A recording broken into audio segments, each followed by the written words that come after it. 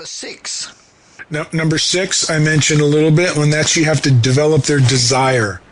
You have to, as you develop, once you got their attention, you develop their interest, you have to make them want it.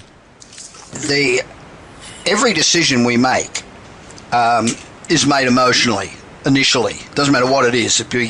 You know, what sort of a casket to bury your grandmother in. The decision's initially an emotional decision, and then people go ahead and justify it pragmatically. So how much of your sell, you know, I've done projects for people like Toyota where you get a brochure and then you emotionalize it. That doesn't mean filling it up with all sorts of sloppy stuff, but you make it more personal, more emotional, sell the emotional benefits of the vehicle, and your results go through the roof. I agree.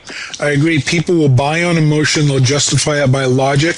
It's a little slightly different if they're buying for their business. For example, if you're a purchasing company and you're spending your boss's money, because you'll have to justify it to him. So they will look for a little bit more factual detail behind it.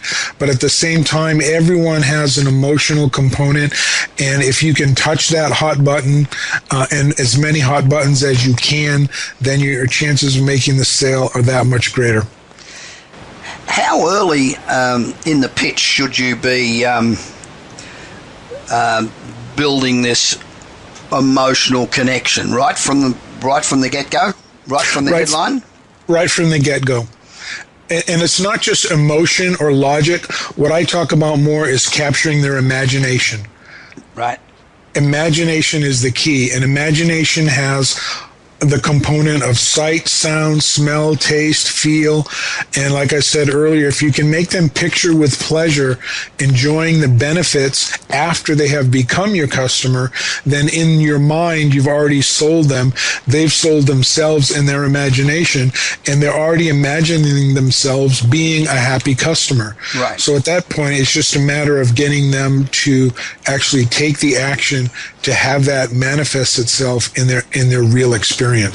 So imagination is the key, and logic and emotion are 2 key components to imagination. The other components are all 5 senses.